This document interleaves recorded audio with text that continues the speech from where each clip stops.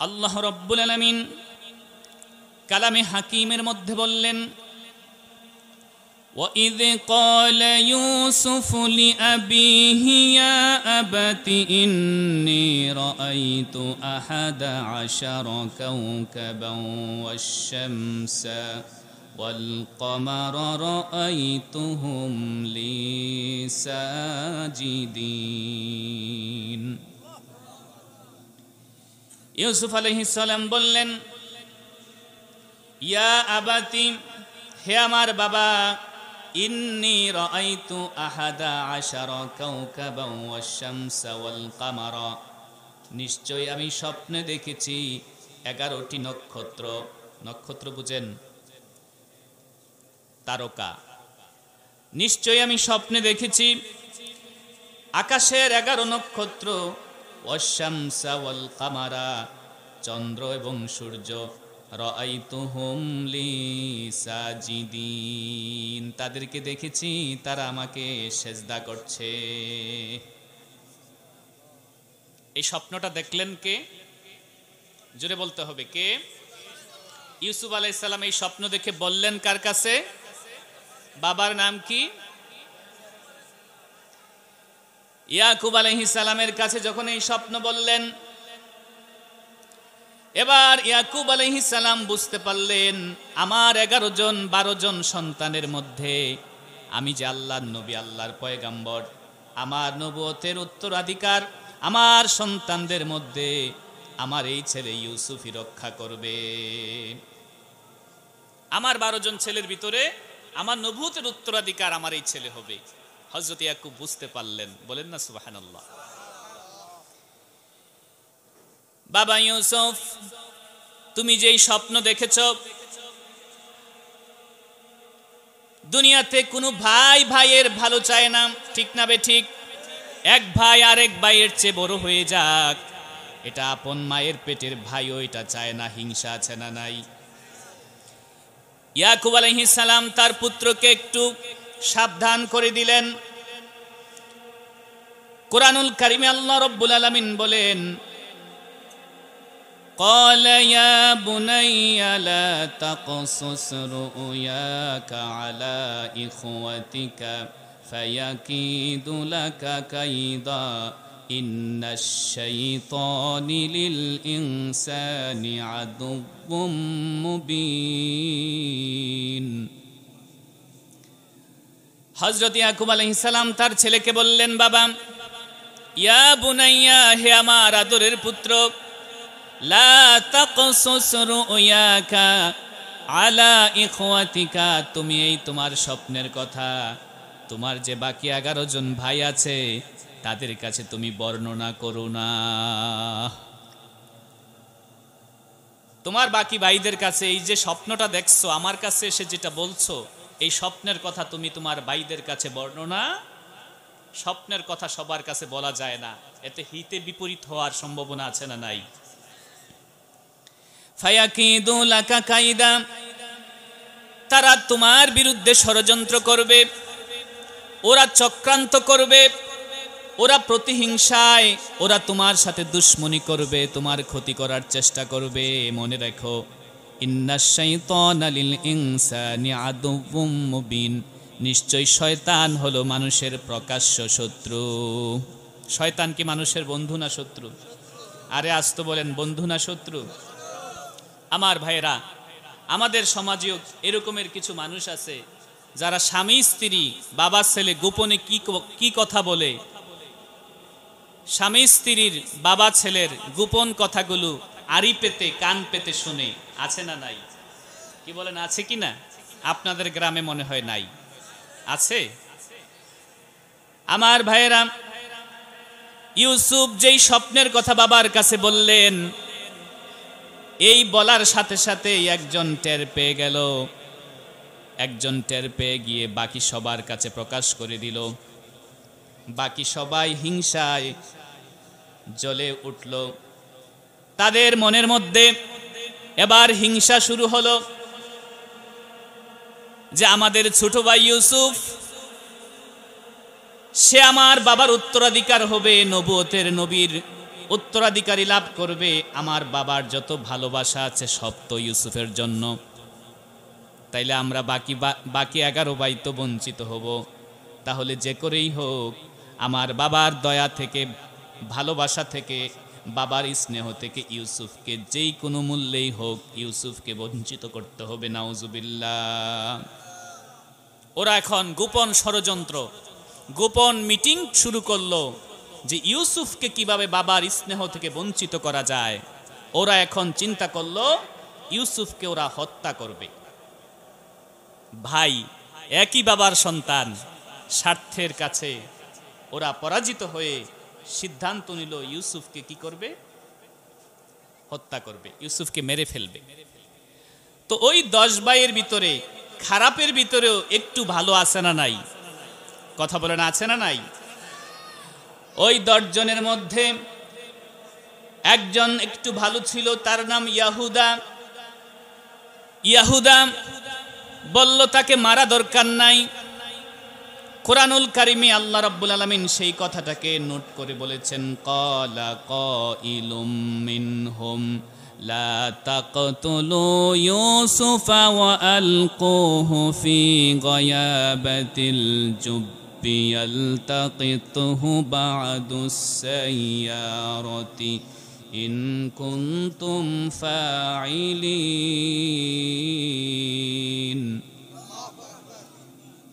ওই 10 জনের মধ্যে একজন একটু ভালো ছিল, ইয়াহুদা তার নাম। সে বলল, লা তাকতুলু ইউসুফা, তোমরা আমাদের এই ভাই ইউসুফকে হত্যা করো না, একবারে জানে শেষ করে দিও না। ওয়ালকুহু ফি গায়াবাতিল জুব্বি, বরং তোমরা তারে কূপের গভীর অন্ধকারে, কূপের তলদেশে তারে ফেলে দাও। তার একটা গভীর কূপের ভিতরে ফেলে দাও। ইয়ালতাকিতহু বা'দুস সাইয়ারাতি ইন কুনতুম ফাইলিন, যেহেতু তোমরা বাবার থেকে ইউসুফকে আড়াল করতে চাও, বাবার আদর ভালোবাসা থেকে ইউসুফকে বঞ্চিত করতে চাও, তাহলে তাকে একটা কূপের মধ্যে ফেলে দিয়ে আসো। কূপের মধ্যে ফেলে দিলে বাবা আর ইউসুফকে খুঁজে পাবে না, সেখান থেকে হয়তো কোনো কাফেলা তাকে উঠিয়ে নিয়ে যাবে, দূর দেশে বিক্রি করে দিবে। বলেন নাউজুবিল্লাহ। ইয়ালতাকিতহু বা'দুস সাইয়ারাতি, কোন এক, সাইয়ারাতুন শব্দের আধুনিক আরবি হলো গাড়ি। সাইয়ারাতুন অর্থ হচ্ছে গাড়ি। তো আজ থেকে 2800 বছর আগে তো গাড়ি ছিল না, তো সাইয়ারাতুন মানে কাফেলা। কয় ইউসুফকে জানে মারা দরকার নাই, তাকে একটা কূপে ফেলে দিলে গভীর কূপ থেকে ইউসুফ আর বাড়িতে আসতে পারবে না, সেখান থেকে হয়তো কোনো কাফেলা উঠিয়ে নিয়ে যাবে। এই গোপন ষড়যন্ত্র করে ইউসুফকে তারা কূপের মধ্যে ফেলে দিল। এই গভীর কূপের তলদেশে পয়গাম্বর ইউসুফকে নিরাপত্তা দেওয়ার মালিককে, জোরে বলেন কে? আমার ভাইয়েরা, ইউসুফকে যখন কূপের গভীর তলদেশে ফেলে দিল, ইউসুফ সেই গভীর কূপের তলদেশ থেকে এক আল্লাহর উপরে ভরসা করে বসে আছে। আর সেখান থেকে একজন কাফেলা, একজন পথচারী মুসাফির হযরত ইউসুফকে কূপ থেকে তুলে নিয়ে মিশরের বাজারে কৃতদাস হিসাবে বিক্রি করে দিলেন। কূপ থেকে উঠায়া মিশরের বাজারে কৃতদাস হিসাবে বিক্রি করা হলো হযরত ইয়াকুব পয়গাম্বরের ছোট পুত্র হযরত ইউসুফকে। আমার ভাইরা, হযরত ইয়াকুব পুত্র ইউসুফের অপরাধ কি? অপরাধ তার কোনো অপরাধ নাই। সে কেন আল্লাহর নবী হবে? তাকে কেন চন্দ্র সূর্য তারকারা সেজদা করবে? এই প্রতিহিংসায় সহ্য করতে না পেরে তার বাবার অপর সন্তানেরা তাকে বাবার স্নেহ থেকে বঞ্চিত করার জন্য তাকে বাড়ি ছাড়া করল, কূপের মধ্যে ফেলে দিল। আর কূপ থেকে উঠায়া কোনো একজন কাফেলা নিয়া মিশরের বাজারের মধ্যে কৃতদাস হিসাবে তার বিক্রি করল।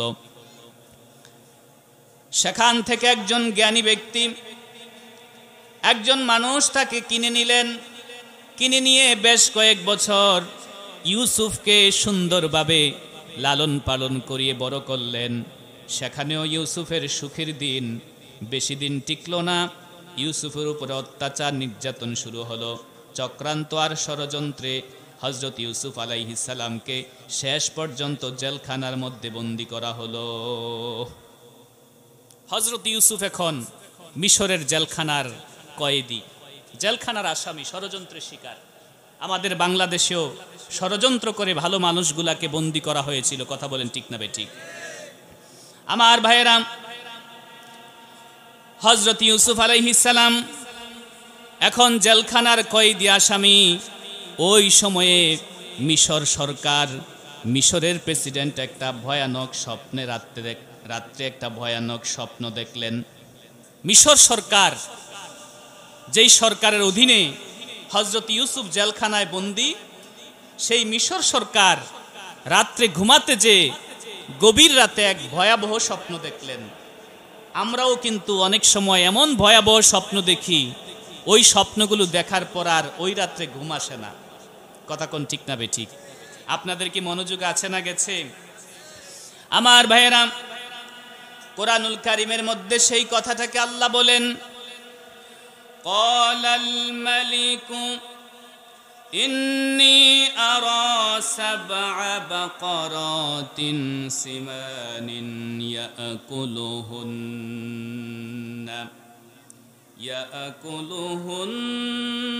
সাবউন ইজাফুন ওয়া সাবআ সুম্বুলাতিন খুদরিন ওয়া উখারা ইয়াবিসাত।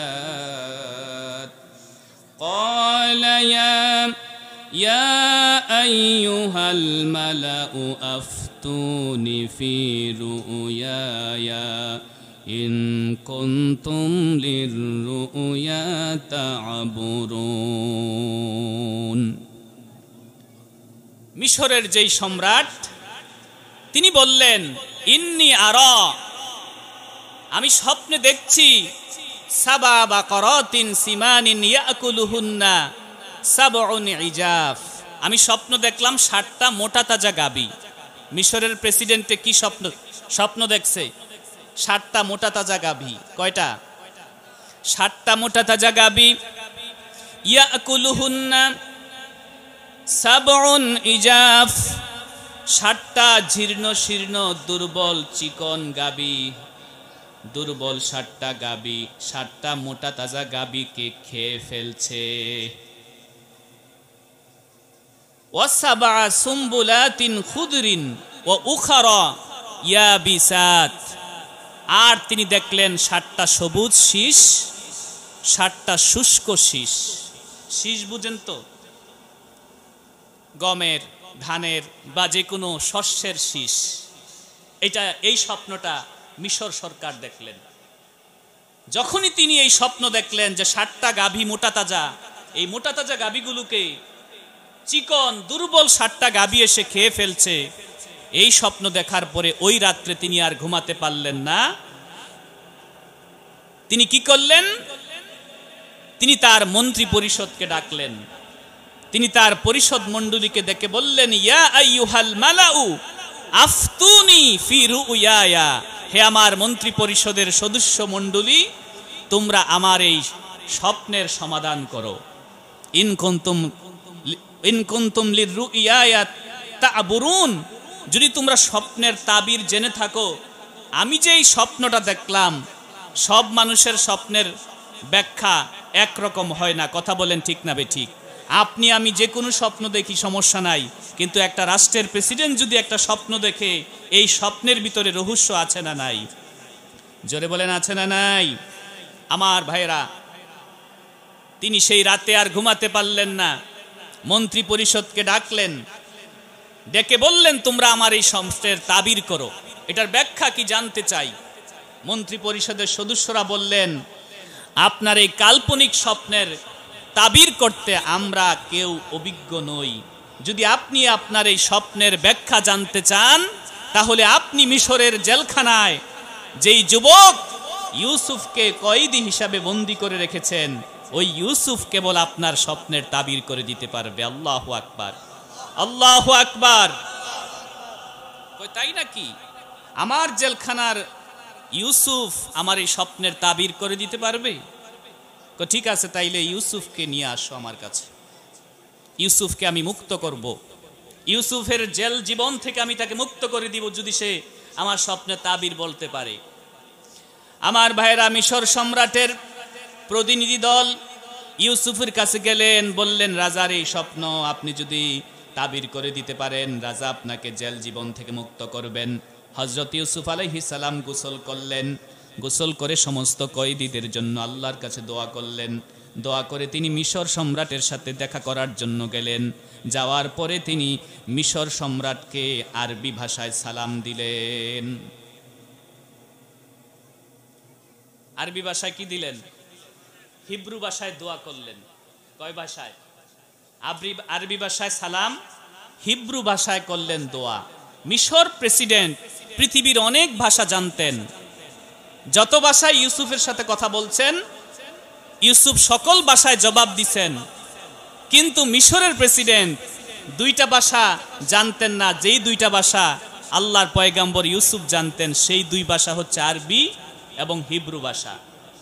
যখন আরবি ভাষায় হযরত ইউসুফ সালাম দিলেন, হিব্রু ভাষায় তার জন্য দোয়া করলেন, মিশর প্রেসিডেন্ট বলে আমি তো ভাবছিলাম আমি মহাপণ্ডিত, আমি অনেক বেশি ভাষা জ্ঞানী, কিন্তু আমি তো দেখছি আমার পাণ্ডিত্যের চেয়ে, আমার ভাষা জ্ঞানের চেয়ে আমার সামনে যে ইউসুফ দাঁড়িয়ে আছে, ইউসুফ আমার চাইতে আরো বেশি ভাষা জ্ঞানী। ইউসুফের জ্ঞান, পাণ্ডিত্য আর দক্ষতায় মুগ্ধ হয়ে হযরত ইউসুফকে মিশর সম্রাট সম্মান জানালেন। সুবহানাল্লাহ বলবেন না? ইউসুফ, আমি আপনাকে চিনতে পারি নাই, এবার আপনি আমার যেই স্বপ্ন আমি দেখলাম, মিশরের প্রেসিডেন্ট কি স্বপ্ন দেখছিল আপনাদের মনে আছে না নাই? কি স্বপ্ন দেখছিল? 7টা মোটা তাজা গাবি, সাবউ বাকারাতিন সিমানিন ইয়াকুলুহুন্না সাবউন ইজাফ। 7টা মোটা গাবিকে 7টা চিকন দুর্বল গাবি খেয়ে ফেলতেছে। ইউসুফ, এটা আমি কি দেখলাম? আমার এই স্বপ্নের তাবির আপনি বলুন। ইউসুফ বললেন, মহারাজ, মিশর সম্রাট, আপনার রাজ্যে প্রথম 7 বছর প্রচুর পরিমাণে বৃষ্টি হবে। এই 7 বছরে বৃষ্টির পানিতে আপনার দেশের জনগণকে প্রচুর খাদ্য উৎপাদন করতে হবে, দেশের জনগণকে দিয়ে চাষাবাদ বাড়াতে হবে, কারণ এই 7 বছর চলে গেলে পরের যেই 7 বছর আসবে, ওই 7 বছর মিশর সহ সারা পৃথিবীর বিভিন্ন দেশে একটা ভয়াবহ দুর্ভিক্ষ আসবে। সুবহানাল্লাহ বলবেন না? তাইলে 7টা মোটা তাজা গাবি দেখলেন, মানে প্রথম 7 বছর দেশের অবস্থা ভালো হবে, ফসলের উৎপাদন বেশি হবে, ফল ফলাদিতে ভরপুর থাকবে দেশ। আর 7টা জীর্ণ শীর্ণ গাবি মানি হচ্ছে 7 বছরের দুর্ভিক্ষ। যদি আপনি এই দুর্ভিক্ষ মোকাবেলা করতে চান, পৃথিবীর বিভিন্ন দেশ থেকে মিশর গভর্নমেন্টের কাছে ত্রাণ নেওয়ার জন্য বিভিন্ন দেশের মানুষ আসবে। যদি আপনি এই দুর্ভিক্ষ মোকাবেলা করতে চান, আপনাকে প্রথম 7 বছর আল্লাহর দেওয়া যেই বৃষ্টি নাজিল হবে, ওই বৃষ্টি দিয়ে প্রচুর পরিমাণে ফসল আপনার রাষ্ট্রে উৎপাদন বাড়াতে হবে। কয় তাই নাকি? তাহলে আমি যে স্বপ্ন দেখছি, অবশ্যই এই স্বপ্নের ভিতরে একটা রহস্য লুকায়িত আছে। ইউসুফ, যেহেতু আমার রাজ্যে কোনো মন্ত্রী, কোনো পরিষদ কেউ আমার স্বপ্নের তাবির করে দিতে পারে নাই, আপনি যেহেতু এই তাবির বুঝতে পেরেছেন, তাহলে আমার এই রাজ্যে এই পরিকল্পনা বাস্তবায়ন আমি কাকে দিয়ে করব বলেন? আমি তো আমার রাজ্যে এই পরিকল্পনা, মহাসংকট, মহাদুর্যোগ, দুর্ভিক্ষ, এটাকে নিয়ন্ত্রণ করার জন্য আমার রাজ্যে কোনো বিজ্ঞানী, কোনো বুদ্ধিজীবী, কোনো দার্শনিক, কোনো পরিকল্পনাকারী ভালো ব্যক্তিত্ব আমি দেখছি না। হযরত ইউসুফ আলাইহিস সালাম একটা চান্স পেয়ে গেলেন। সুবহানাল্লাহ বলবেন না? ইউসুফ আলাইহিস সালাম একটা চান্স পেয়ে গেলেন।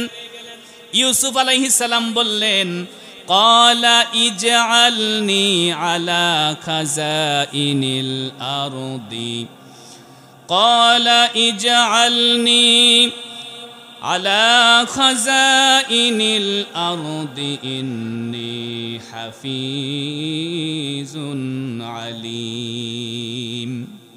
ইউসুফ বললেন, একটা কাজ করেন, আপনি আমাকে মিশরের খাদ্যমন্ত্রী বানায়া দেন। সুবহানাল্লাহ বলবেন না? ইউসুফ বললেন কি, আমারে আপনি মিশরের খাদ্যমন্ত্রী বানায়া দেন, আমি সম্পদ রক্ষণাবেক্ষণে ইন্নী হাফিজুন আলিম, আমি সম্পদ রক্ষণাবেক্ষণে বড় পারদর্শী। বলেন না সুবহানাল্লাহ? তাহলে খাদ্য মন্ত্রণালয়ের দায়িত্ব চেয়ে নিলেন কে? হযরত ইউসুফ। আমার ভাইয়েরা, মুসলিম শরীফের হাদিসে আছে, নবী করিম সাল্লাল্লাহু আলাইহি সাল্লামের কাছে কোনো একজন ব্যক্তি একটা পদ চাইলেন, সরকারি পদ। রাসূলুল্লাহ যখন ইসলামী রাষ্ট্রের রাষ্ট্রপ্রধান, রাসূলুল্লাহর কাছে কোনো একজন ব্যক্তি এসে সরকারি একটা পদ চাইলেন। নবীজি বললেন, ইন্না লান নাস্তামিলা আলা আমালিন মান আরাদাহু, যে ব্যক্তি সরকারি কোনো পদ চায় আমি তাকে সেই পদ দেই না। এই জন্য ইসলামী শরীয়তে কোনো দায়িত্ব, কোনো পদ চেয়ে নেওয়া স্বাভাবিকভাবে জায়েজ নাই। কিন্তু ওই রাজ্যে, ওই সমাজে যদি যোগ্য মানুষ না থাকে, যদি সাধারণ মানুষ তাদের অধিকার থেকে বঞ্চিত হওয়ার আশঙ্কা থাকে, আর যোগ্য মানুষের চরম অভাব দেখা দেয়, তখন দায়িত্ব চেয়ে নেওয়া জায়েজ। হযরত ইউসুফ আলাইহিস সালাম বললেন, ক্বালা ইজআলনি আলা খাযাইনিল আরদি ইন্নী হাফিজুন আলিম, আমারে মিশরের খাদ্যমন্ত্রীর দায়িত্ব দেন, আপনার রাষ্ট্র ভালো চলবে। আমার ভাইয়েরা, পয়গাম্বর ইউসুফের এই প্রস্তাবে মিশর সম্রাট রাজি হলেন। রাজি হয়ে বললেন, আপনারে আমি আগামী 1 বছর আমার রাজ্যের খাদ্য মন্ত্রণালয়ের দায়িত্ব দিলাম। 1 বছর হযরত ইউসুফ সুন্দর করে এই মন্ত্রণালয় চালালেন। আর এই 1 বছরের মাথায় মিশরের যেই প্রেসিডেন্ট ছিল ইনি ইন্তেকাল করলেন। ইন্তেকাল করার পরে হযরত জুলাইখার সাথে ইউসুফ আলাইহিস সালামের বিবাহ বন্ধন হয়ে যায়। জুলাইখা এক সময় হযরত ইউসুফকে ফুসলাইছিল মনের স্বাদ মিটানোর জন্য, কিন্তু আল্লাহ রব্বুল আলামিন পরবর্তীতে এই স্বাদকে পূর্ণতা দান করেছেন হালাল ভাবে। কথা বলেন ঠিক না বেঠিক? আমার ভাইরা, হযরত ইউসুফ আলাইহিস সালাম জুলাইখাকে বিবাহ করলেন। মিশর সম্রাটের ইন্তেকালের পরে হযরত ইউসুফ আলাইহিস সালাম খাদ্যমন্ত্রীর পদ থেকে প্রমোশন হয়ে তিনি এখন হলেন মিশর সরকারের প্রধান। বলেন না আল্লাহু আকবার? আমার ভাইরা, যেই মিশর সরকারের প্রধান হলেন ইউসুফ পয়গাম্বর, ইয়াকুব আলাইহিস সালামের বাকি সব ছেলেরা, বাকি 10 ছেলেরা মিলে ইউসুফের ভবিষ্যতে সে আল্লাহর একজন বড় পয়গাম্বর হবে, আকাশের চন্দ্র আর সূর্য তাকে সেজদা করবে, এই স্বপ্নটার কথা শুনে 10 ভাই সহ্য করতে না পেরে 10 ভাই ইউসুফকে কুয়ার ভিতরে ফেলে দিল। ওই কুয়ার ভিতর থেকে ইউসুফকে একজন কাফেলার একজন মানুষ তাকে উঠিয়ে নিয়ে মিশরের বাজারে তাকে কৃতদাস হিসাবে বিক্রি করে দিল।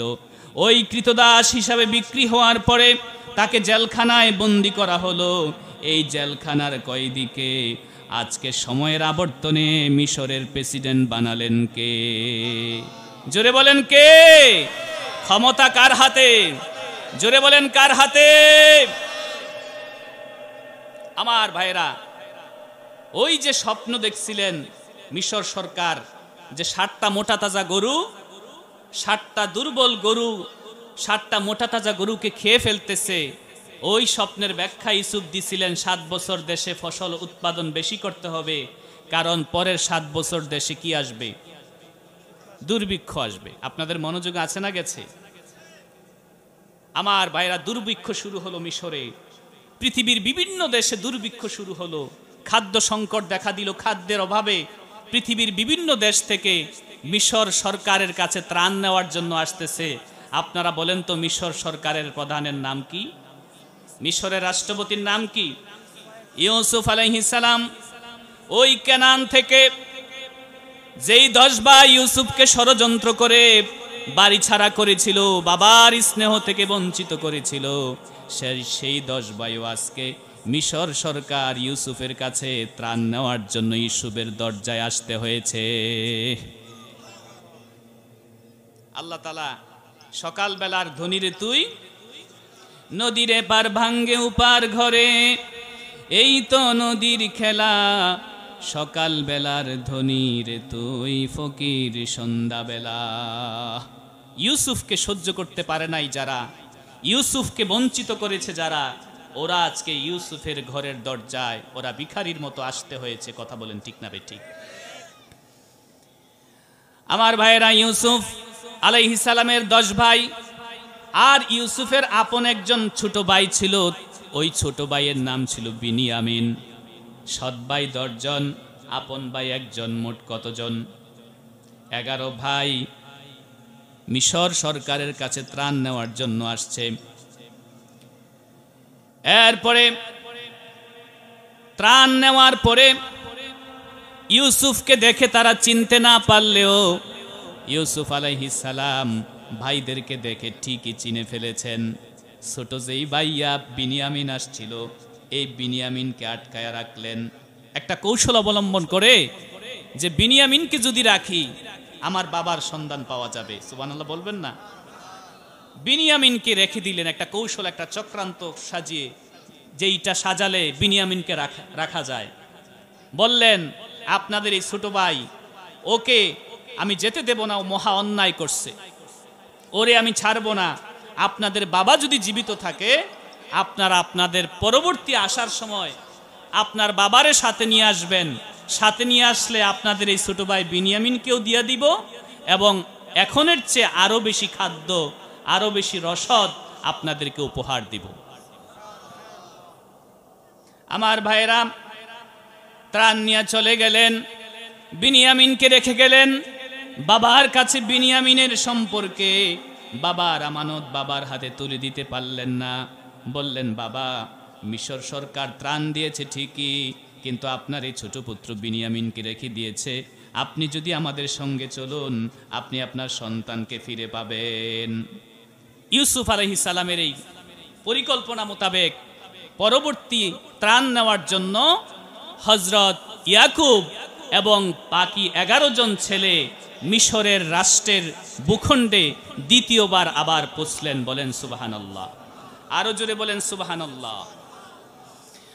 রব্বুল আলামিন কোরআনুল কারীমের মধ্যে বলেছেন, ফালাম্মা দাখালু আলা ইউসুফা আওয়া ইলাইহি আবওয়াইহি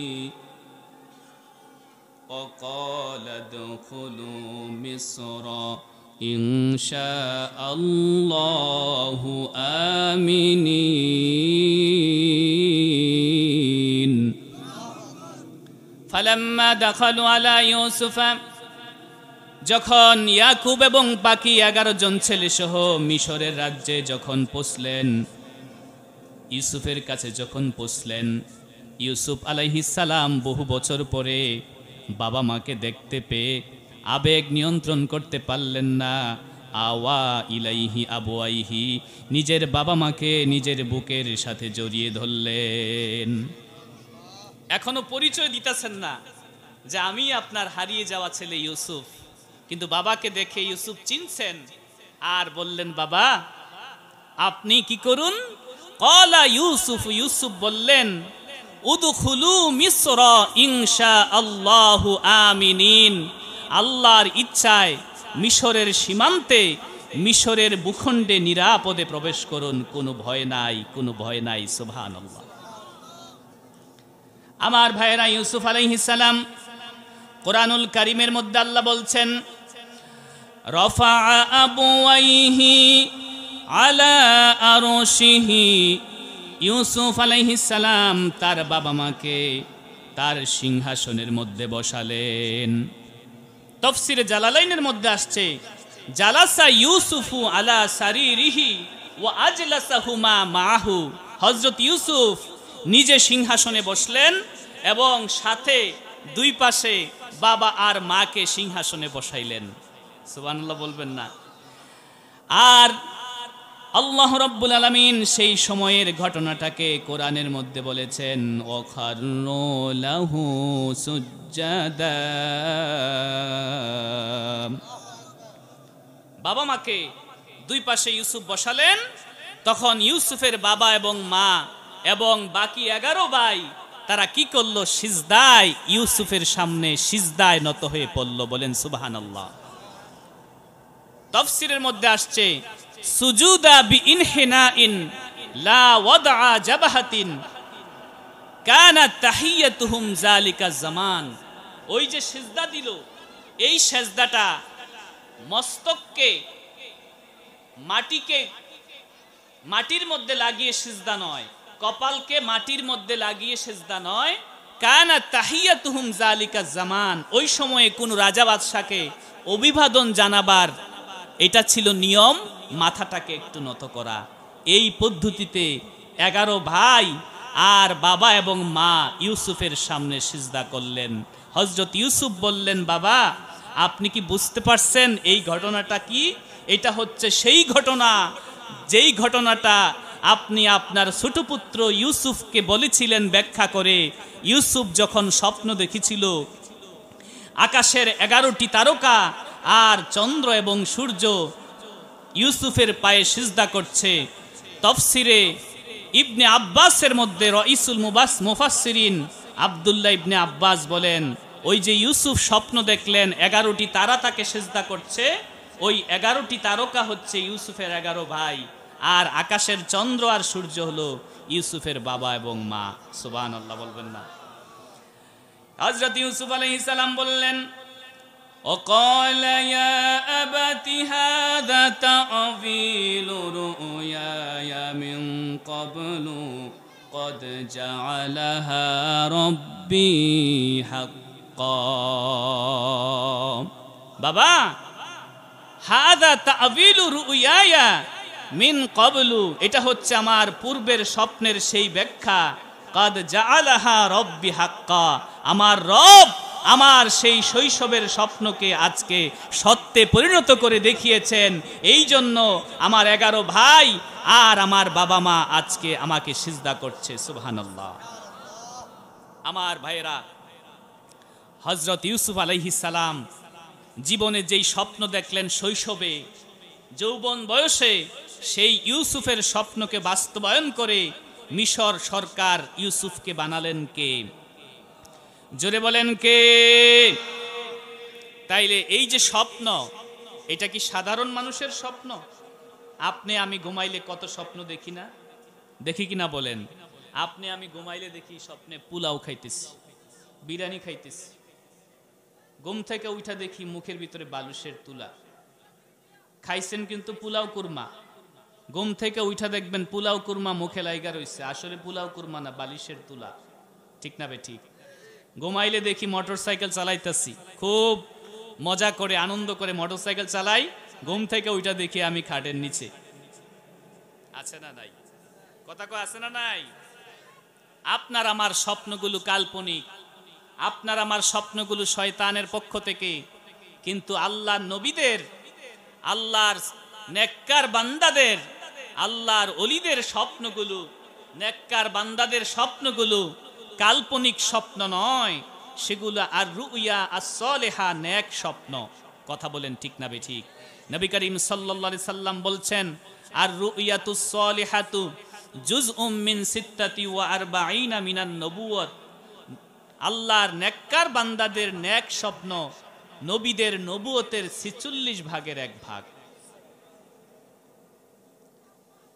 এই জন্য আমরা এখানে যারা উপস্থিত আছি, আমরাও এরকমের ভালো স্বপ্ন দেখতে চাই কি চাই না?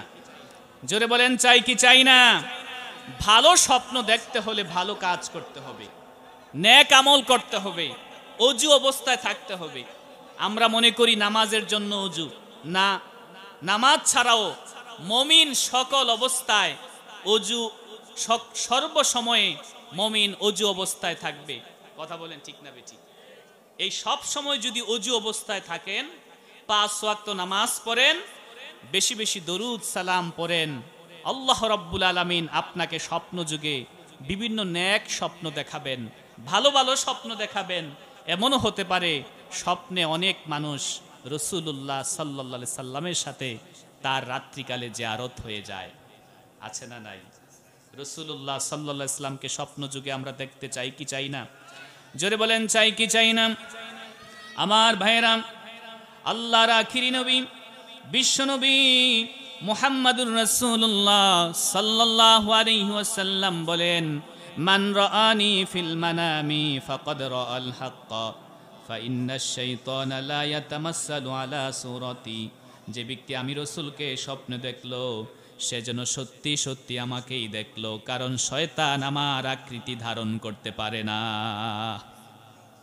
শয়তান সবার সুরত ধরতে পারে, সবার আকৃতি ধরতে পারে। আপনার বাবা নাই, বাবা মারা গেছে, শয়তান আপনার বাবার সুরত, শয়তান আপনার পীর সাহেব হুজুরের সুরত ধরে আপনার সামনে আসতে পারে। কিন্তু নবী করিম সাল্লাল্লাহু আলাইহি সাল্লাম বলেন, সাহাবীরা জিজ্ঞাসা করল, ইয়া রাসূলুল্লাহ, প্রত্যেকটি মানুষের সাথে এক একজন শয়তান থাকে, আপনার সাথেও কি শয়তান আছে? নবীজি বললেন, আমার সাথে শয়তান আছে, তবে ওই শয়তানটা কালিমা পড়ে আমার কাছে মুসলমান হয়ে গেছে। সুবহানাল্লাহ বলবেন না? শয়তান সবার আকৃতি ধরতে পারে, সবার সুরত ধরতে পারে। নবীজি সাল্লাল্লাহু আলাইহি সাল্লাম বলেন, শয়তান আমি রাসূলুল্লাহর সুরত আকৃতি ধরতে পারে না। সুতরাং যে ব্যক্তি আমাকে স্বপ্ন দেখলো সে ব্যক্তি যেন সত্যি সত্যি আমাকেই দেখলো। আর যে ব্যক্তি রাসূলুল্লাহকে স্বপ্নে জীবনে একটি বারের জন্য দেখবে, আল্লাহ রাব্বুল আলামিন তার জন্য 7 জাহান্নামের আগুন চিরদিনের জন্য হারাম করে দিবেন।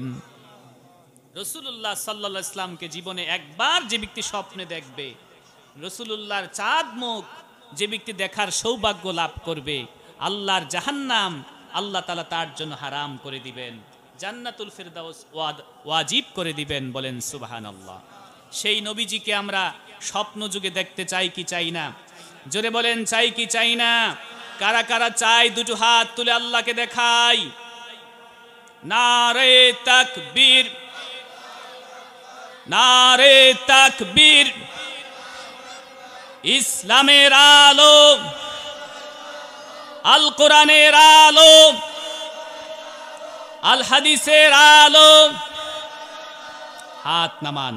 আল্লাহ তাআলা স্বপ্ন যুগে আমাদেরকে রাসূলুল্লাহর জিয়ারত নসিব করে দিক, আমাদেরকে ভালো ভালো স্বপ্ন দেখার তৌফিক দান করুক। বলেন আমিন। আরো জোরে বলেন আমিন। আমার ভাইরা, আমরা যেই ভূমিতে জন্মগ্রহণ করেছি বাংলাদেশ, আর রাসূলুল্লাহ যেই নগরীতে জন্মগ্রহণ করেছেন সেই নগরী হচ্ছে উম্মুল কুরা, পৃথিবীর সমস্ত জনপদের জননী মক্কা নগরী। কথা বলেন ঠিক না বেঠিক? রাসূলুল্লাহর জন্মের কারণে মক্কা ধন্য হয়েছে। রাসূলুল্লাহ সাল্লাল্লাহু আলাইহি সাল্লামের যেই রওজা মুবারকের মধ্যে শায়িত রয়েছেন, রাসূলুল্লাহ সাল্লাল্লাহু আলাইহি সাল্লামের এই রওজা মুবারক সারা পৃথিবী থেকে মানুষ আজকে জিয়ারত করছে। কথা বলেন ঠিক না বেঠিক? সেজন্য আমরা নবী করিম সাল্লাল্লাহু আলাইহি সাল্লামের জন্মভূমির মানুষ হতে পারি নাই। যদি আমরা রাসূলুল্লাহর জন্মভূমির মানুষ হতে পারতাম, রাসূলুল্লাহকে পেতাম, রাসূলুল্লাহর প্রতি ঈমান আনতাম, আমাদের সাহাবীদের মর্যাদা আমরা পেতাম। কথা বলেন ঠিক না বেঠিক? আমরা সাহাবীদের মর্যাদা নিতে পারি নাই, আমরা তাবি হতে পারি নাই, আমরা তাবি হতে পারি নাই। আমরা 1400 বছর পূর্বে, 1400 বছর পরে আমরা রাসূলুল্লাহর একটা গুনাহগার উম্মত। যদি আমরা রাসূলুল্লাহর আদর্শ, রাসূলুল্লাহর কোরআনের সংবিধান অনুযায়ী আমাদের জীবনকে পরিচালনা করি, আমাদের মুক্তি আছে না নাই?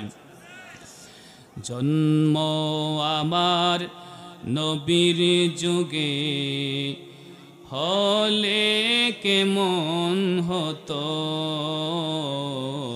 জন্ম আমার নবীর যুগে হলে, বলেন জন্ম আমার নবীর যুগে হলে কেমন হতো, দুনয়নে রাসূল পাক দেখিলে কেমন হতো, জন্ম আমার হলে,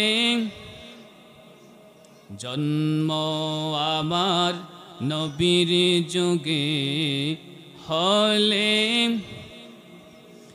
আস্ত ভেসে হযরতে বেলালের মধুর আযান আসত ভেসে হযরতে বেলালের মধুর আযান যে আযানে ছিল এমন প্রেম মুগ্ধ রহমান দয়াল নবীর পিছে নামাজ পড়লে কেমন হতো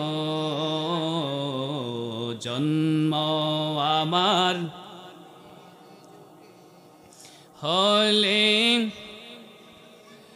জন্ম আমার নবীর যুগে হলে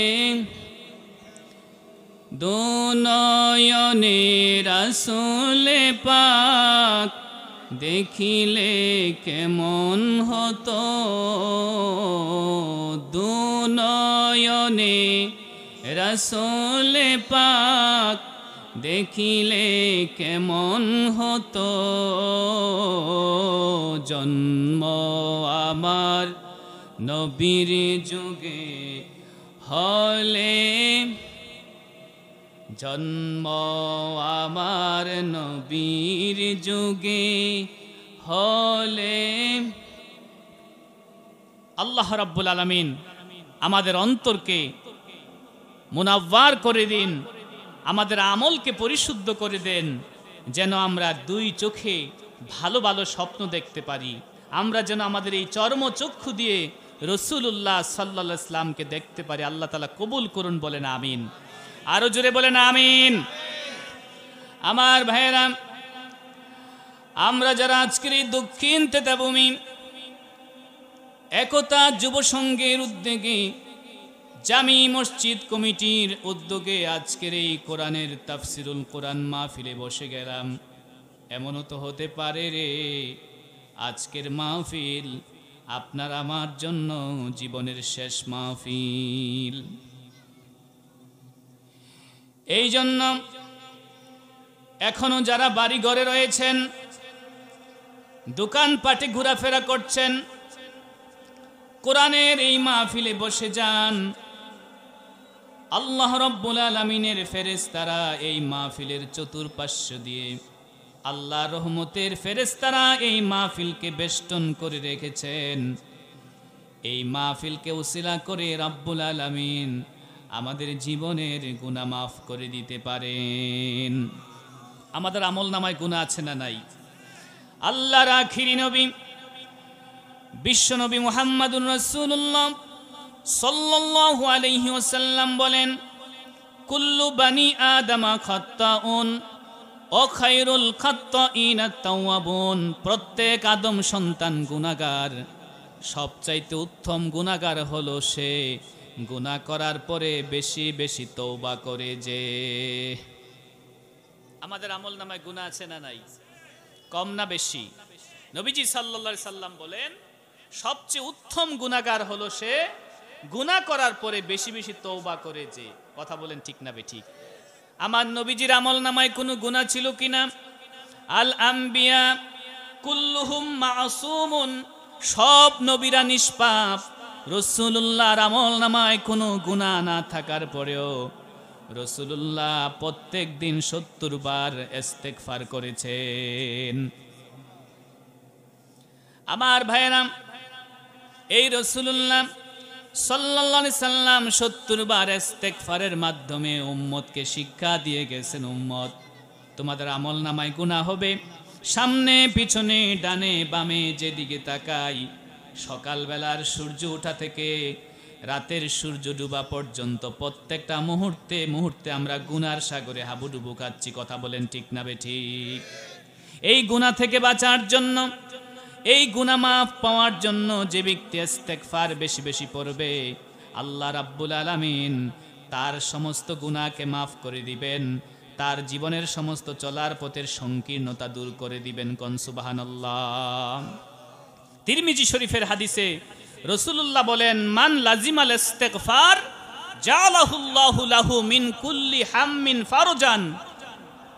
ওয়া ইউরযাকু হাইসু লা ইয়াহতাসিব, যে ব্যক্তি ইস্তেগফারকে নিজের জন্য লাজেম করে নিবে, আস্তাগফিরুল্লাহ রাব্বি মিন কুল্লি যামবি ওয়া আতুবু ইলাইহি লা হাওলা ওয়ালা কুওয়াতা ইল্লা বিল্লাহিল আলিয়্যিল আযীম, মান লাজিমাল ইস্তিগফার জাআলাহুল্লাহু লাহু মিন কুল্লি দিকিন ওয়া মিন কুল্লি হাম্মিন ফারজান। আল্লাহ রাব্বুল আলামিন তার যত সংকীর্ণতা আছে, জীবনে বিপদ আপদ আছে, সংকীর্ণতা আছে, সবগুলো দূর করে দিবেন। ওয়া ইউরযাকু হাইসু লা ইয়াহতাসিব, এমন জায়গা থেকে তাকে রিজিক দিবেন যেখান থেকে রিজিক আসবে সে কল্পনাও করে নাই। রিজিক দেওয়ার মালিককে, আরো আসতে বলেন, রিজিক দেওয়ার মালিককে। দারিদ্রতায় আর অভাব অনটনে অনেক মানুষ অনেক কষ্টে জীবন যাপন করে। এক সময় ভালো ইনকাম ছিল, ভালো চাকরি ছিল, ব্যবসা বাণিজ্য ভালো ছিল, ছেলেরা বিদেশে ছিল, নিজে বিদেশে ছিলেন, ভালো ইনকাম ছিল। আজ আপনার সেই চাকরিটা নাই, ব্যবসার পরিস্থিতি ভালো না, বিদেশ থেকে ফিরত বাড়িতে চলে আসছেন, কামাই রোজগার ভালো না। আপনার এই দুরবস্থা কাটিয়ে আপনাকে সচ্ছলতা দান করার মালিককে। এটা করার জন্য নবীজি সাল্লাল্লাহু আলাইহি সাল্লাম একটি ইমানি প্রেসক্রিপশন দিয়েছেন, বেশি বেশি ইস্তেগফার পড়ো। ইস্তেগফার পড়লে তোমার সংকট দূর করে দিব, ইস্তেগফার পড়লে তোমার জীবনের কষ্ট দূর করে দিব। রিজিক না থাকলে, চাকরি না থাকলে, ব্যবসা বাণিজ্যের অবস্থা ভালো না হলে আমি আল্লাহ ভালো করে দেব। সুবহানাল্লাহ বলবেন না? তাইলে আমরা আমাদের ব্যবসা বাণিজ্য ভালো হোক আমরা চাই কি চাই না? জোরে বলেন, চাই কি চাই না? যাদের চাকরি বাকরি নাই, ভালো চাকরির ব্যবস্থা হোক আমরা চাই কি চাই না? যারা বিদেশ যাওয়ার ইচ্ছা করছেন, অনেক দিন ধরে যেতে পারছেন না, অথবা বিদেশে আছে কিন্তু পরিস্থিতি ভালো না, এই রকমের কঠিন সংকট আর দুরবস্থা থেকে মোকাবেলা করার জন্য আমাদেরকে বেশি বেশি ইস্তেগফার পড়া দরকার আছে না নাই? আল্লাহ রাব্বুল আলামিন বলেন, তোমার দুরবস্থা, কঠিন অবস্থা, ভালো অবস্থা, সকল অবস্থায় তুমি বেশি বেশি করে দান করো। আল্লাহ রাব্বুল আলামিন বলেন, আল্লাযীনা ইউনফিকুনা ফিস সাররাই ওয়াদ দাররাই ওয়াল কাযিমিনাল গায়য ওয়াল আফিনা আনিন নাস আল্লাহু ইউহিব্বুল মুহসিনিন। আল্লাহ তাআলা বলেন, আল্লাযীনা ইউনফিকুনা ফিস সাররাই ওয়াদ দাররাই, যারা অভাবগ্রস্ত অবস্থায়, সচ্ছল অবস্থায়, আপনার এক সময় ইনকাম ভালো ছিল, এখন ইনকাম কম, এক সময় আপনি ভালো অবস্থায় ছিলেন, এখন দুরবস্থায় আছেন, এমন অনেক মানুষ আছে কিনা? আল্লাহ বলেন, যারা অভাবগ্রস্ত অবস্থায় এবং সচ্ছল অবস্থায়, দুনো অবস্থাতেই দান করে, রাগ আসলে রাগকে নিয়ন্ত্রণ করে, মানুষের প্রতি কষ্টকে জমা করে রাখে না, মানুষ তাকে কষ্ট দিলে মানুষকে মাফ করে দেয়, আল্লাহ রাব্বুল আলামিন বলেন আমি তাদেরকে বড় ভালোবাসি, পছন্দ করি। বলেন সুবহানাল্লাহ। আমার ভাইয়েরা, আল্লাহর নবী বলেন, আস-সাদকাতু তারুদ্দুল বালা, দান করলে বালা মুসিবত দূর হয়ে যায়। নবীজি সাল্লাল্লাহু আলাইহি সাল্লামের আরেকটি হাদিসের মধ্যে আসছে, কানা রাসূলুল্লাহ সাল্লাল্লাহু আলাইহি ওয়াসাল্লাম আজওয়াদুম মিন রিহিল মুরসালা, নবীজি প্রবাহিত বাতাসের মতো দান করতেন। নবী করিম সাল্লাল্লাহু আলাইহি সাল্লাম বিবাহ করলেন 25 বয়সের মাথায় 40 বছরের বয়স্ক হযরত খাদিজাতুল কুবরা রাদিয়াল্লাহু তাআলা আনহাকে।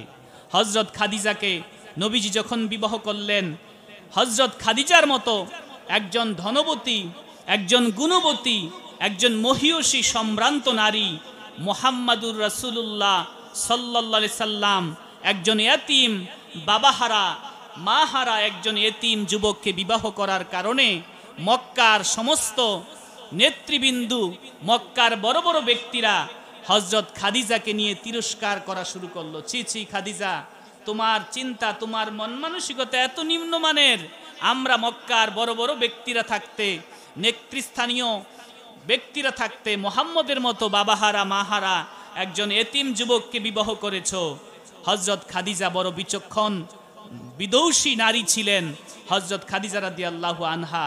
সমস্ত নেতৃবৃন্দুকে একত্রিত করে একদিন দুপুরে খাবারের দাওয়াত করলেন, ভালো করে খাওয়ালেন।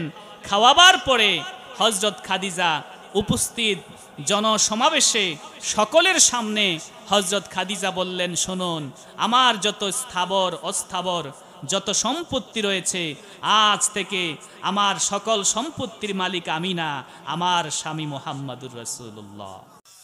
আমার রসুল সাল্লাল্লাহু আলাইহি সাল্লাম, অনেকে বলে নবীজি গরিব ছিল না, পৃথিবীর সর্বকালের সর্বশ্রেষ্ঠ শিল্পপতিদের একজন ছিলেন মুহাম্মাদুর রাসূলুল্লাহ। মুহাম্মাদুর রাসূলুল্লাহ এমন একজন পয়গম্বর ছিলেন, তিনি যদি হাতের আঙ্গুল দিয়ে ইশারা করেন আকাশের চাঁদ দুই টুকরায় পরিণত হয়ে যায়। রাসূলুল্লাহ সাল্লাল্লাহু আলাইহি সাল্লাম যদি চাইতেন উহুদের পাহাড়টা স্বর্ণের পাহাড়ে পরিণত হয়ে নবীজির চারপাশ দিয়ে দৌড়াদৌড়ি করত, কিন্তু নবীজি সেটা চান নাই। নবীজি দুনিয়াতে সম্পদের মালিক হন, সম্পদশালী হন, সেটা নবীজি চান নাই। খাদিজার কাছ থেকে যত সম্পদ তিনি পেয়েছেন, সমস্ত সম্পত্তি তিনি আল্লাহর দ্বীনের জন্য, আল্লাহর কোরআনের জন্য, ইসলামের জন্য সমস্ত অর্থ দিয়ে সম্পদ দিয়ে বিসর্জন করে তিনি খেদমত করেছেন। কথা বলেন ঠিক না বেঠিক? সেই রাসূলুল্লাহ রেখে যাওয়া ইসলাম আমাদের কাছে আছে না নাই? কথা বলেন আছে না নাই? আমার নবীজি সাল্লাল্লাহু আলাইহি সাল্লামের হযরত খাদিজার যত সম্পদ, সমস্ত সম্পদগুলো রাসূলুল্লাহ সাল্লাল্লাহু আলাইহি সাল্লাম ইসলামের জন্য খরচ করলেন। হযরত খাদিজা কোনো মন খারাপ করলেন না। হযরত খাদিজা একজন ধনবতী মানুষ হয়ে ইচ্ছা করলে সোনার চামচ মুখে দিয়ে 3 বেলা খাবার খেতে পারতেন। স্বামীকে সম্পদের মালিক বানায় দিয়া হযরত খাদিজা একজন কষ্টের জিন্দেগি, হযরত খাদিজার সামনে চলে আসলো মহা পরীক্ষা। আল্লাহ রাব্বুল আলামিন জিবরাইল আমিনকে ডাক দিয়া বললেন, জিবরাইল যাও আমার খাদিজাকে জানায়া দাও, আমার খাদিজা যেন মন খারাপ না করে। আমি রাব্বুল আলামিন জান্নাতের মধ্যে তার জন্য একটা বাড়ি তৈরি করে দিলাম। আমরা দুনিয়াতে বাড়ি বানাই, বিল্ডিং বানাই, কিন্তু পরকালে মৃত্যুর পরে কবরে থাকার জন্য একটা বাড়ি দরকার, আছে না নাই? কথা বলেন আছে না নাই? সেই বাড়ি যে আমাদের দরকার, সেই চিন্তা, সেই প্রস্তুতি আমাদের। আমার ভাইয়েরা, হযরত খাদিজার এই বদান্যতা, এই দানশীলতায় মুগ্ধ হয়ে রাব্বুল আলামিন খাদিজার জন্য জান্নাতে ঘর বানালেন। খাদিজার যেদিন ইন্তেকাল হয়ে যাবে, ইন্তেকালের কিছুদিন পূর্বে, মারা যাওয়ার আগে কিন্তু মন কিছুটা হলেও ছটফট করে, মনের মধ্যে একটা ভয় চলে আসে, একটা সিগন্যাল পাওয়া যায় অনেকের, ঠিক না বেঠিক? হযরত খাদিজা বললেন, স্বামী আমার তো বয়স অনেক হয়ে গেছে, জানি না কোন দিন মালাকুল মউত আজরাইল আমার সামনে চলে আসে। ইয়া রাসূলুল্লাহ, ইয়া হাবিবাল্লাহ, আমার জীবনের যৌবনের যত সময়, যত সম্পদ আপনি রাসূলুল্লাহর জন্য কুরবান করে গেলাম। আমি হয়তো এই পৃথিবীতে আর বেশি দিন বাঁচব না। যাওয়ার আগে আপনি স্বামীর কাছে আমি একটা শেষ মুহূর্তের আবদার রেখে যাই। অনেক স্ত্রীরা স্বামীর কাছে শেষ সময় একটা আবদার করে যায় কি যায় না? অনেক স্বামীরা, অনেক বাবা মায়েরা সন্তানের কাছে শেষ বয়সে, জীবনের শেষ দিকে, মৃত্যুর আগে অনেক আবদার থেকে যায়, রেখে যায়। হযরত খাদিজা রাদিয়াল্লাহু তাআলা আনহা নবীজিকে বললেন, ইয়া রাসূলুল্লাহ, আপনার কাছে আমার একটা আবদার, যেই দিন মালাকুল মউত আজরাইল আমার সামনে চলে আসবে, আমি যেদিন মরণের বিছানায় শুয়ে যাব, 3.5 হাত মাটির কবরে যখন আমাকে নামাবে, মুনকার নাকির ফেরেশতা যখন আমারে প্রশ্ন করার জন্য আসবে, আমার বড় ভয় ভয় লাগে। জানি না কবরে আমার জন্য কি পরিস্থিতি অপেক্ষা করছে। আপনি রাসূলুল্লাহ কিন্তু মুনকার নাকিরের ফেরেশতার সওয়ালের জবাব দেওয়ার আগ পর্যন্ত আমি খাদিজার কবর ছেড়ে কোথাও যাবেন না। আপনার কাছে আমার এতটুকু আবদার, আমি সওয়ালের জবাব ঠিক মতো দিতে পারি কিনা, আমার সওয়ালের জবাব শেষ হওয়ার আগ পর্যন্ত আপনি আমার কবরের কাছ থেকে যাবেন না। আমার জীবনের যৌবনের সম্পদ, টাকা, অর্থ সব কিছু আপনার জন্য, ইসলামের জন্য আমি দিয়ে গেলাম। শুধু এতটুকু আবদার রেখে গেলাম। আমার নবী বিশ্ব নবী মুহাম্মাদুর রাসূলুল্লাহ চোখের পানিগুলো ছেড়ে দিয়ে বললেন, খাদিজা তুমি তো আমার জন্য সমস্ত কিছু বিসর্জন করেছো, সম্পদ জীবন যৌবন সব কিছু আমার জন্য কুরবান করেছো। কথা দিলাম জীবনে ইন্তেকালের পরে তোমার কবরে সওয়ালের জবাব দেওয়ার আগ পর্যন্ত আমি রাসূলুল্লাহ কবর ছেড়ে যাব না। হযরত খাদিজার ইন্তেকাল হলো, জানাজা পড়ানো হলো, খাদিজার লাশকে কবরের মধ্যে রাখা হলো। কবরের মধ্যে রাখার পরে সমস্ত সাহাবীরা বাড়িতে চলে যাচ্ছিলেন লাশ দাফন করার পরে। মুহাম্মাদুর রাসূলুল্লাহ কেবল একজন মানুষ কবরের পার ছেড়ে যাচ্ছেন না। আবু বকর ডাক দিলেন, ইয়া রাসূলুল্লাহ বাড়িতে চলে আসুন। আমার ভাইরা এমন সময় রাসূলুল্লাহ খাদিজার কবরের পাশে দাঁড়িয়ে রইলেন। জিবরাইল আমিন আকাশ থেকে রাসূলুল্লাহর কানে কানে এসে বললেন, ইয়া রাসূলুল্লাহ খাদিজাকে যেমন করে আপনি ভালোবাসেন, আপনার মতো করেই রাব্বুল আলামিন খাদিজাকে অনেক বেশি ভালোবাসেন। খাদিজার মুনকার নাকিরের সওয়ালের জবাব নিয়ে আপনি কোনো চিন্তা করবেন না, স্বয়ং আল্লাহ রাব্বুল আলামিন আরশ আজিম থেকে মুনকার নাকিরের সওয়ালের জবাবের ব্যবস্থা খাদিজার জন্য করে দিয়েছেন। তাইলে এই রকমের কবরের সওয়াল জবাব আমাদের সহজ হোক, আমরা চাই কি চাই না? জোরে বলেন চাই কি চাই না? কারা কারা চাই দুটো হাত তুলে আল্লাহকে দেখাই। নারায়ে তাকবীর। ইসলামের আলো, আল কোরআনের আলো, আল হাদিসের আলো। আমার ভাইরা, হযরত খাদিজা কবরে চলে গেলেন। আল্লাহ রাব্বুল আলামিন ইসলামের জন্য ত্যাগ স্বীকার করার কারণে খাদিজার কবরের সওয়ালের জবাব সহজ করে দিলেন, জান্নাতের মধ্যে বাড়ি তৈরি করে দিলেন। আমরাও যদি আল্লাহর জান্নাতের বাড়ি পেতে চাই তাহলে দুনিয়ার কিছু সম্পদ আল্লাহর রাস্তায় খরচ করা দরকার আছে না নাই? জোরে বলেন আছে না নাই? এমন অনেকে আছে যার বাবা নাই, জনম দুঃখিনী মা নাই, বাবা এবং মা কবরে চলে গেছে। অনেক যুবক আমাকে ডাক দিয়া বলে, হুজুর আমার বাবার জন্য মার জন্য একটু দোয়া করবেন। মন চায় আমার বাবার জন্য আমি একটা লুঙ্গি কিনে দেই, আমার মায়ের জন্য দামি একটা শাড়ি কিনে দেই। আমার যখন বাবা মা ছিল, কামাই ছিল না, ইনকাম ছিল না, তখন বাবা মাকে কিছুই দিতে পারি নাই। আজ আমি অনেক ভালো টাকা উপার্জন করি, বিদেশ থেকে লক্ষ লক্ষ টাকা কামাই, ভালো চাকরি করি, ভালো ব্যবসা করি। ইচ্ছা করলে বাবাকে একটার জায়গায় দুইটা লুঙ্গি, মাকে একটার জায়গায় দুইটা শাড়ি উপহার দিতে পারি, কিন্তু কাকে দেব দামি শাড়ি আর কাকে দেব দামি লুঙ্গি? হুজুর আমার বাবা তো কবরের যাত্রী হয়ে গেছেন। এরকমের বাবা হারা, মা হারা, দাদা দাদি হারা সন্তান যারা আছো, তোমার বাবা মা যেমন কবরে চলে গেছে, আপনাকে আমাকেও এই 3.5 হাত মাটির কবর একদিন চলে যেতে হবে। খাটের জায়গায় খাট থাকবে, সম্পদ থাকবে, জায়গা জমি সব কিছু থাকবে। 3.5 হাত মাটির কবরে শুধু কাজে লাগবে দুনিয়ার জীবনের নেক আমল। কথা বলেন ঠিক না বে ঠিক? জোরে বলেন ঠিক না বে ঠিক?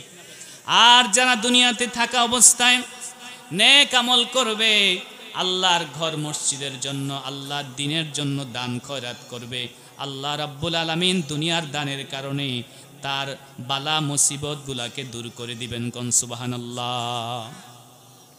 অনেক অনাকাঙ্ক্ষিত বিপদ এসে যায়, অনেক মানুষ হঠাৎ অ্যাক্সিডেন্ট করে। গেল কিছুদিন আগে ভূমিকম্প হয়েছে কি হয় নাই? এই ভূমিকম্প কার পক্ষ থেকে? জোরে বলেন কার পক্ষ থেকে? আপনাকে আমাকে বিল্ডিং গুলাকে চাইলে মুহূর্তের মধ্যে ভূমিকম্প দিয়ে ধ্বংস করে দেওয়ার ক্ষমতা আমার আল্লাহর আছে না নাই? হঠাৎ করে বিপদ, অ্যাক্সিডেন্ট, রোড অ্যাক্সিডেন্টে হঠাৎ করে একটা পা ভেঙে গেছে, এরকমের অনেক মানুষ আছে না ভাই? এই যত বিপদ আর মুসিবত আছে দুনিয়ার এবং আখেরাতের সব কিছুকে আল্লাহ দূর করেন দানের মাধ্যমে। কিসের মাধ্যমে? তাইলে আজকের এই তেতাভূমি জামি মসজিদ ময়দানে আল্লাহ রাব্বুল আলামিন তোমার কিছু বান্দা বাবার কথা মার কথা স্মরণ করে কোরআনের এই মাহফিলে বসে গেল। আল্লাহ তুমি তোমার বান্দাদেরকে আল্লাহওয়ালা বেগুনা মাসুম না বানাইয়া কবরের ডাক দিও না কোন আমিন। তাইলে এই মসজিদের জন্য আপনারা প্রতি বছরই দান করেন, প্রতি বছর আপনারা হৃদয় থেকে দান করেন। অনেক মা বোনেরা আছে অনুদান পাঠান মসজিদের জন্য, অনেক প্রবাসী ভাইয়েরা আছেন পাঠান। এবং আমি অত্যন্ত খুশি হয়েছি এই এলাকাতে এই যে দক্ষিণ তেতাভূমি একতা মানব কল্যাণ সংগঠন, এই সংগঠনটিও ইসলামের জন্য, মানবতার জন্য, সমাজ উন্নয়নমূলক বিভিন্ন কাজে তারাও সহযোগিতা করে।